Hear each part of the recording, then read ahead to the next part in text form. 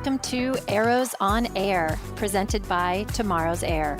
I'm Christina Beckman, and this is a show where we meet artists, travelers, and scientists from all over the world to talk about art, travel, and climate action. Hello and welcome.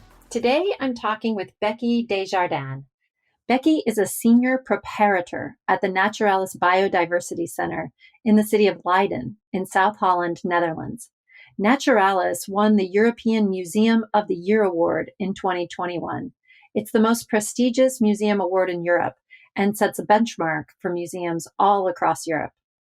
In her work, as you'll hear her describe, she collects scientific information, observations, measurements, all those details that can be hard to process, and opens up a world of questions to answer and possibilities to explore. As Becky shares the details of her work and what discoveries are enabled through it, you might be inspired, as I am, by her particular brand of imagination and passion for science. Typically, when we hear scientific facts or data, I think the reflex reaction is to file it in the corner of our brains dedicated to data and numbers, measurable things, versus the part of our brain that likes to float and dream and consider possible outcomes. The conversation with Becky invites all of us to engage more deeply with science, and along with that, also with the multitude of stories that stem from a piece of scientific information. In addition to how did this happen, we can be asking ourselves, what might come next? What are the possible narratives here? Becky and I talk a lot about scientific collections in this conversation, but also some other unexpected things too, like roller derby and frozen birds. I hope you enjoy this conversation. All right, Becky Desjardins, how are you today? I'm doing really well. How about you? I am doing great. I was just, we were just getting ready for this recording, and I was scrolling through the images that you shared, and I'm still recovering. So let's start with, I think we should start with dead birds in your freezer. You have one of the most unusual jobs of, I think, anyone that I've had the pleasure to talk to on this show. So get us started. You have dead birds in your freezer, and that is because... Yeah, I have dead birds in my freezer because I work at Naturalis, which is the National Science Museum in the Netherlands, and I work with scientific collections. So I work behind the scenes, and I'm a scientific preparator. And that means that mostly what I do all day long is I take dead animals and I turn them into scientific specimens to go into the scientific collections at Naturalis.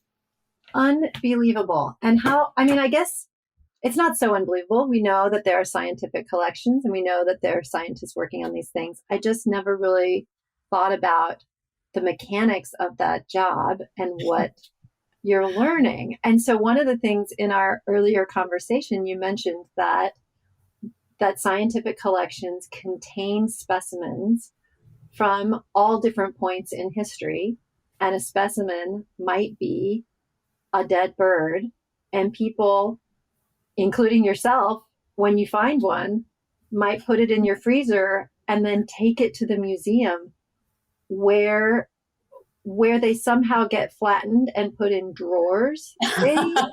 Say more, because I was looking at an image of a stack of moles, little gray, with the little feet sticking out. So these are taxidermy. Explain. Please Okay. explain. The moles are really funny, but I'll actually start a little bit at the beginning of like, what is a scientific collection? So basically, when you come to visit a museum, and it doesn't matter if it's an art museum or a history museum or a science museum, what you see in the exhibits is only a small portion of what the museum has. So in the case of Naturalis, we have about 8,000 animals that are actually on exhibit, but in our scientific collection are 42 million specimens. And these are things like, moles or insects or birds or fossils or shells. And these are objects that have been collected. In the case of Naturalis, we're 200 years old, so we've been collecting for 200 years. So you can come, a researcher can come. Let's say you are interested in moles. So you can come, and I think we have a lot of moles. I'm just gonna guess. I don't know for sure. We probably have 600 European moles, and we also have moles from America. We have moles from Africa. Any place there are moles, we have some. But if you're a researcher, you can come and look at all these moles, and you can say, okay, well, I see that maybe the European mole, the population has spread out, or maybe it has shrunk, or maybe now they eat more than just worms. Maybe they started eating seeds also.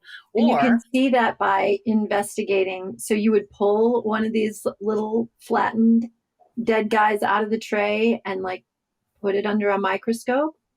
absolutely. So you can do that. You can look at it under a microscope. You can just look at the different, the different colors. You can look at how many are males, how many are females. You can look at juveniles. You can be like, oh, wow, I see like all the moles that we collected in the month of February, they're all really big. And ones we collected in July are all juveniles. They're really small. You can get DNA out of these specimens still. So, it's such a huge archive of information. It's really amazing. And that's just moles. That's just moles. And so, the obvious kind of place that I jump to this is climate. And so you can track all kinds of environmental impacts, I guess, on. Absolutely. Yeah, for sure. And that's why I always like to tell people that I think museum collections are going to save the world, because really we have all the information about how animals and plants and everything has responded to climate change over the last, hundreds of years. So how'd you get into this? I don't think anybody, or maybe, wakes up when they're 9 and says, I got it.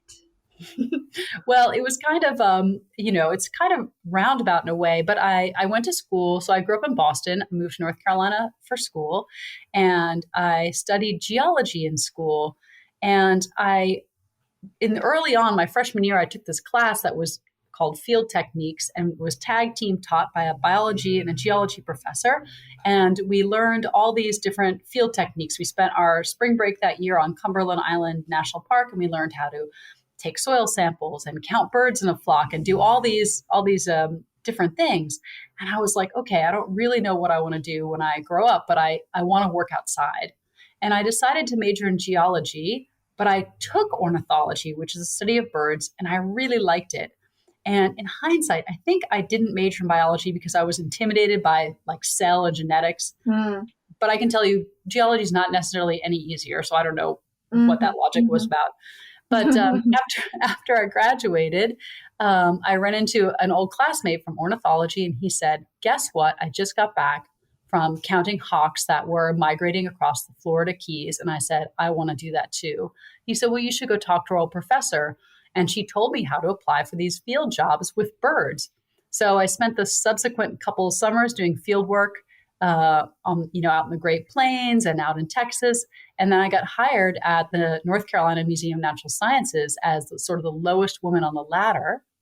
And the way that museum was structured is that I spent about half of my time continuing to do field work and chasing birds around and seeing what they were doing, observing nests, whatever. But then half of it working with the museum collection, which I'd never seen before. And they taught me how to prepare study skins and, how to take care of a collection.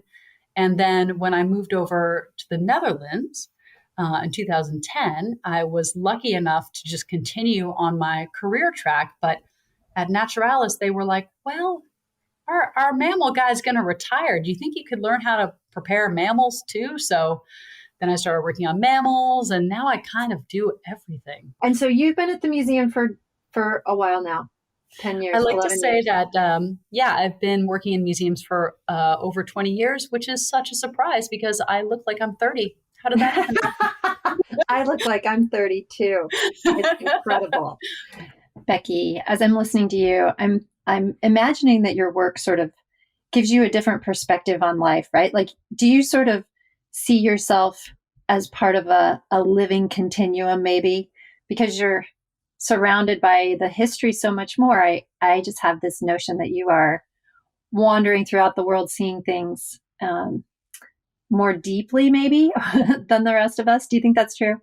It is really interesting to see, especially, I in the summertime, I go back to the same place in Maine every year. And it is interesting because even you see even those kind of changes like, wow, I didn't hear this bird this year, or I've noticed there are fewer and fewer starfish. What does that mean? But it does really make people always, you kind of hear in a lot of the lingo about climate change, like we are like the guardians, but you kind of realize that we really are, like we are just like our lifetime is just kind of a small blip in Mhm. this whole biodiversity thing. And Mhm. it's really amazing. So today at work, I prepared a bird that is called a European nightjar, and it's related to Mm. the whippoorwill and the chuckwill's widow, which are American species. And it's a nocturnal bird, and it's kind of like a swallow in that it catches a lot of insects while it's flying, and Mhm. it like has this giant mouth that can just open them and catch them. But what was interesting about this bird, this one died this year in June. One of my coworkers found it, and so I was preparing it. So I basically take the dead bird and I essentially make a stuffed study skin. It's kind of looks like a bowling pin, basically, and because it's going to go into a drawer in the collection. But when I'm doing this, I record a ton of data. So I weigh it and I measure it and I take a DNA sample and all these different kinds of things. Where was it found? When? What was going on? But what was really fascinating about this bird was that the stomach, because I always look and see what they've been eating. The stomach had insect parts, but it also had what I'm pretty sure are the eggs of ants. And I thought, like, I'm well, so that's glad you really, didn't say plastic. I oh, no, thought you were going to no, say it no, had plastic bags in its belly, and I was going to be like, no, no.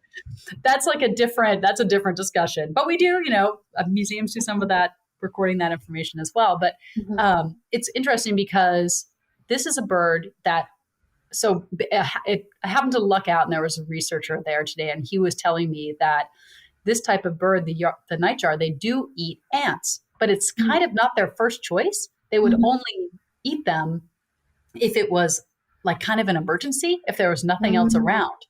Well, here this year in June, it was freezing. We kind of didn't really have a summer in the Netherlands this year, and I Oh. thought, okay, maybe it's because it was really cold, but also one of the huge problems here in Europe is that we've had a huge crash in insects, basically due to intensive farming and lots of pesticides and that kind of land management. Wow, Becky, wow. So yeah, those are, I'm not sure if I'll ever know. Like maybe I could go back and look at the weather and be like, oh, was it because it was freezing and there were no flying insects, or because there are fewer and fewer? But the lack Yes, of insects here, that's something that has definitely had an impact on almost everything, because that's the bottom of the food chain. right. These observations, it's so interesting how you can read. Like, if I came across, say, you wrote this as an article and you did all the research and you backed it up, and I came across this article in whatever Nature magazine, the Smithsonian, I would kind of like, I don't know, I would thumb right by it, probably be like, yes, more evidence of climate change. But there's something so um, visceral in your experience of it. It reminds me of, like when I was in Antarctica and the being so close to melting ice gave me, it just, you feel it differently, don't you, when you're actually like holding the evidence. I feel like we talk about climate is so, in some ways, so intangible. Like I can't see carbon dioxide built up in my atmosphere, yet it's there. Droughts, wildfires, stronger storms, all like what you described, like fewer insects mean birds are eating ant eggs. In a way, it's like Absolutely. there and not at the same time, holding the dead bird with his ant eggs. Yeah, it's really amazing. It's kind of like you don't, I mean, we all know it's happening, but it's hard to, you often, yeah, like you in Antarctica, you almost never have that moment where you can actually put your finger on it and say, like, this is it. Like, Mm-hmm. here Mm-hmm. we see it. So, what kind of people do you hang out with in the Nether? I'm imagining like a dinner party full of like really.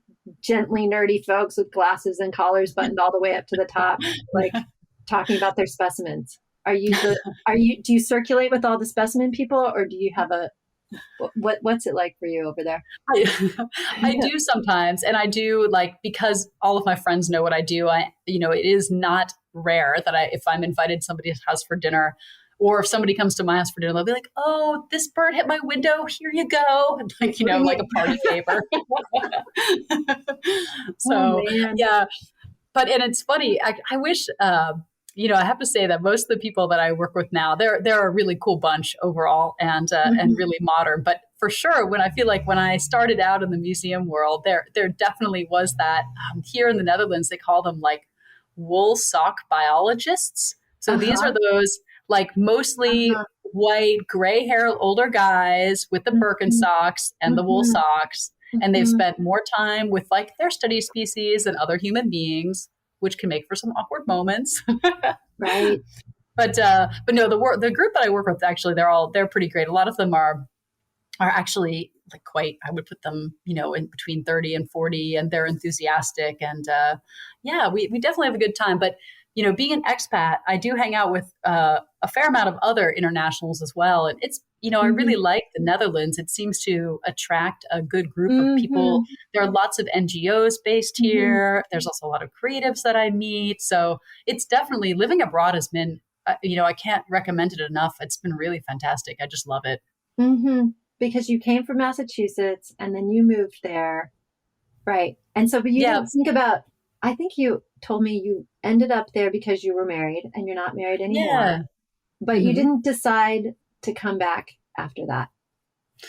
No, and it was so funny because basically one day my Chris, my ex, he came home from work and he said, "How would you feel about living in the Netherlands?" And I was like not a super well-traveled person when I was younger, and I'd only been to Europe once. I'd never been to the Netherlands, but I was like, you know what? That sounds really fun. And he was like, "Well, it's kind of been my dream. My office has they have a new office over there with an opening." And so we went, and it's so funny. We really had no idea like how long we would stay or what we were going to do, but it has just been fabulous. I think one of the things that I really, really like about living over here is that it's, and I don't want to like trash the US because I really, there are so many wonderful things about living in the US and of course, wonderful people there and the amazing nature. But for me, the highlight of living here is that it's a fabulous balance between work and life. So after 5 o'clock, if somebody emails me, they don't really expect a response until tomorrow. And when I'm on holiday, because here we get tons of vacation time, so you can take like a 3-week vacation. It's just one of those things where it's like, oh, we just have to wait till Becky's back. It's no big deal. I mean, I do joke that, what I work with, I always say that it's not going to get more dead, but there is but in other industries as well, like it's just like, okay, she's on holiday and we're not going to bother her. Right. It's such a mindset. I'm trying to have more of that mindset in my own I encourage it. So, but no, it's been really great. And Naturalis it's a fabulous museum. So this year we won the European Museum of the Year award, which is actually like a really big deal. Yeah, I thought all of Europe. Yeah, all of Europe. And when we got it, I can't tell a lie. I was like, is this one of those like who's who in like European music? You remember those things? Totally. Yes. No, it's legit. We are but actually what's almost even more fun for those people who really are interested is that all of our data is part of a few different like metadata websites. For example, the big one is called GBIF. It stands for Global Biodiversity Information Foundation, and it's gbif.org. And you can go in there and type in, I don't know, ladybug, and you can literally see all the ladybugs at Naturalis, at the Smithsonian, at the Paris Museum, at a museum anywhere in the world. Everything is right there. And that ends up being a really big data set. And then, then you can really you can really see the big picture of a lot of different things, whether you're looking at taxonomy, the family tree of animals, if you're looking at climate issues, it's all there. It's such quantities of information. It makes me feel like the need for science communications has never been greater, right? Like people who can unpack this and bring it forward in a meaning, like the so what around all of this Oh, content. absolutely. It's just, Absolutely. But will tell you one story right quick about one of my sort of like favorite museum or use of museum specimens, also birds close to my heart, and climate change. And so this was a study that was published in 2019 by the Field Museum. The Field Museum is in Chicago, and Chicago sits on a migrating bird highway. And especially during the fall, lots and lots of birds hit the tall buildings in Chicago and fall to the ground, basically dead or almost dead. And so since the 1970s, volunteers have been going out and collecting all these birds. And these are, for the most part, songbirds. So think of like warblers and robins and thrushes, like those kind of things. They've made them all into study skins. And two researchers at the museum measured all of these birds, 70,000 study skins, and they basically discovered that every single species, whether it was like a warbler or a robin or whatever, they are all smaller now than they were in the 70s. hmm, And it's really, and it's basically because of climate warming, hmm, because there's a biological law where animals that live in colder climates are bigger than animals that live in warmer climates. And it has to do with like how efficiently you use your body hmm, heat. And because it's getting warmer, these birds are getting smaller to use their body heat more efficiently. And but it's a little challenging, of course, because they still have to migrate to Mexico or where South America, wherever they're going in the end. But I think that was such a cool use of museum specimens. One of the kind of the side effects of this particular study in Chicago is that is that they basically looked at sort of what side of the building these birds were hitting and when hmm, and where. hmm, And now Chicago has what's called a lights out policy, where during hmm. fall migration, people are encouraged to turn the lights off in the buildings, and especially if it's like a commercial building, all the lights need to be off. And that has really helped. A lot fewer birds are dying. So Look at and that. so A it's very kind of exciting. practical, tangible Yeah, thing came out of it. exactly. So yeah, at night, if you are in a tall building, please turn the lights off. So, Becky, I can't help thinking as you're talking about all these collections all around the world, it's feeling to me, and they're all accessible online, it's feeling a little bit overwhelming. Like when when does the collection of information ever stop? And where does it all go? How does this play out eventually? Right? Like at some point, maybe some things have to get thrown away, or at some point we decide to stop collecting. What's your thought on this? My old supervisor in America, he used to always say, space, it's the final frontier. And he meant regarding museum collections. But yeah, it basically never ends. Oh my word.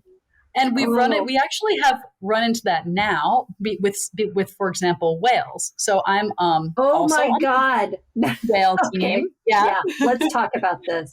Yes, please. So I'm also on the whale team because, it is a vertebrate. So what happens is when a whale washes up in the Netherlands, we go and we also go with a team of researchers from Utrecht University, and we work with them. And then there's some folks from another university, Wageningen, and we go together. So Utrecht does a whole autopsy on the whale. They want to know, why did it die? They look at the liver and the stomach and the heart, and they take all the stuff back to the lab and they do like a full autopsy. The other group from Wageningen University, they are interested in plastic in the stomach, and they've been doing plastic in the stomach work on seabirds and sea mammals for Mm. ages, I think like 20, 25 years or something like that. And then Naturalis, we're there and we take the bones back to the museum. And because you can't really mount a whale, but you can take the bones. So we'll bring the bones back, and eventually it's a long process to get them clean, but eventually they will come into the museum collection. And it's one of those things where there comes a certain point where we want to save everything, but whales take up a lot of space. And Mhm. so now we always take a skull. Now we take a skull and we take vertebra, like some vertebra from the atlas. That's the area right behind the skull.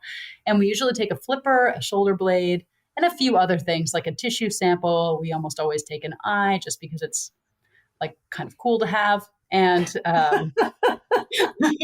Oh my gosh, and there's so much 7-year-old boy or girl in this. I have a 7-year-old boy, so that's what's leaping to the front.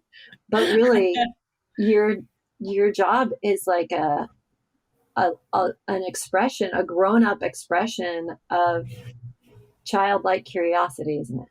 Becky, I also, one thing that we didn't talk about in our prep conversation, but that I did find out about you is that you were involved with roller derby. And I think I yes. think we're getting an interesting picture of you as a person, which, by the way, I love. So, what about roller derby in North Carolina? This, if I'm not mistaken, is like racing around a roller rink and you guys wear Yes. costumes and it can get kind of like there's a lot of personalities in roller derby. For sure. Now, first of all, spoiler alert, I was not a skater, but I did a lot of volunteer work for them. So basically what Why? happened, How did you get into that? so at the time, roller derby was kind of sweeping the nation, as it were. And my roommate, okay, now, first of all, I don't know if you know this, but in roller derby, you always have to have a derby name. You never use your real name. Mm-hmm. So my roommate, her name is Celia Fate. And she had found derby while she was in Texas and was determined to start a team in Raleigh.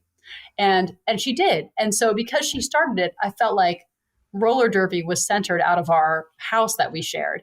And I had so many friends who joined the team. Kama Suture was one. Shirley Temper was another. Her number was 56, of course. Teflon Donna. And Teflon Donna went on to skate for Philadelphia and actually became a professional roller derby way. woman. So basically it was kind of always around. And I saw how much they practiced. And it's such a big time commitment. And also how often they got injured. And I was like, oof, I don't know if I want to break some bones. But I do think this is really, really cool. And I'd love to be a part of this. And so I basically started out doing, I did some fundraising volunteer for them. So I'm like going out and trying to like work with clients, like, because they needed a lot of sponsors. So finding new clients and developing these different sponsorship packages. And then later on, I ended up also working with statistics. And the woman who was the head of the statistics, like we would watch games and keep track of certain moves and who was doing it. Her name was Miscalculate. And so it was Miscalculate and Miscalculators. But anyway, it was really fun. But the funny thing is that that's actually how I met my husband was through roller derby. And what happened was, I was like all in the roller derby world and, people were showing up at the house and skates and all these things. And meanwhile, he'd gone to a party and he met a roller girl there. And he was like, well, they're like, that girl is like, this might be a place where I can meet like single women. So he encouraged two of his friends. He's like, you guys should join the roller derby team so that I can meet chicks. And that is exactly what happened. We met at the very first roller derby event. What are you snooping around? What rocks are you overturning these days? Well, I do. Okay. So the way that Naturalis is structured is I no longer get to do field work, but I still do a lot of bird watching. And for the past few years, I've been helping out. The city of Amsterdam is making, the bird group in Amsterdam is making a new city guide to the birds, like to find out what birds are where and how they're breeding and all these things. So I've been doing a lot of birding up there, helping out with that. And yeah, just birding around in general. But yeah, I think the thing that I'm really curious about now that I'd love to be like my next, hobby, I'm super intrigued by these low tech regreening things like planting trees and, a better example, there's a nonprofit here called Just Dig It. And what they do is they go to sub-Saharan Africa and they have the people there dig. They call them bunds, bunds. And it's Mm-hmm. kind of like a half circle shape in the ground. I'm not really sure how big it is, but it's not super deep. Maybe it's like a meter deep and I don't know, the size of a car. And what happens is during the rainy season, these bunds retain just enough moisture that plants can survive through the dry season there. And these are areas that have been overgrazed and kind of abused. And basically in 3 years, it goes from being a desert to being back to being like a savanna. And I am totally fascinated by this. And I've been reading lots of articles about it. And I read about these like camps where you can go, and I don't think you have to go and like dig a bund in Africa, Mm. but you can like plant trees. And I'm really interested in Wow. this. So I think that's gonna be my next I don't know, my next stone that I turn over. That is a great tell me the name of tell me the name of the camp. I think this is would be I something think really it's fun to called leave people with. I think it's called like literally something like ecosystem restoration camps. I'll send you the link later because I know I have it, but it was something, the Hmm. name was pretty simple and I think that was it. Well, Becky, you thank you so much for making time. You are very interesting, quirky, smart.